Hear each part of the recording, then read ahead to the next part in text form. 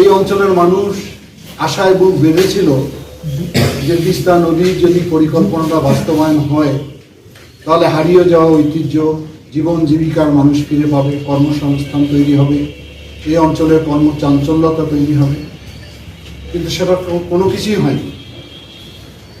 এখন তিস্তার দিকে তাকিয়ে দেখলে আমাদের সকলের বুক হাহাকার করে।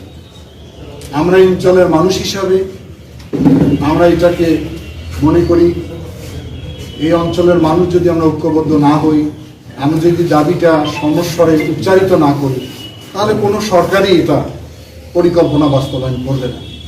সেই নিরিখে, সেই লক্ষ্যে আমরা একটি আন্দোলনের কর্মসূচি ঘোষণা করেছি।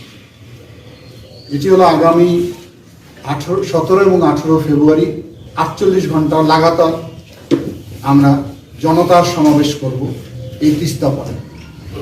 এই কর্মসূচিতে আমাদের 5টি জেলার সর্বস্তরের মানুষ অংশগ্রহণ করবে। নীলফামারী, রংপুর, লালমনিরহাট, কুড়িগ্রাম এবং গাইবান্ধা। এই 130 কিলোমিটার অঞ্চলব্যাপী এই অবস্থান বা জনতার সমাবেশ থাকবে। 48 ঘন্টা লাগাতার কর্মসূচি আমাদের থাকবে। আমরা আহ্বান করি সর্বসাধারণকে, সর্বমানুষকে যে তারা যাতে সবাই নিজ নিজ উদ্যোগে, নিজের প্রস্তুতি নিয়ে তারা এই আন্দোলনে অংশগ্রহণ করে।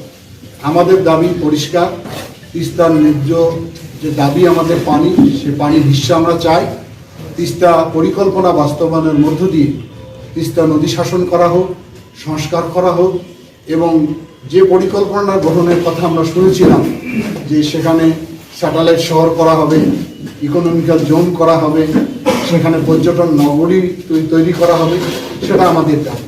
এটা যদি বাস্তবায়ন করা হয় তাহলে আমি মনে করি এই রংপুর অঞ্চলের মানুষের ভাগ্যের পরিবর্তন হবে।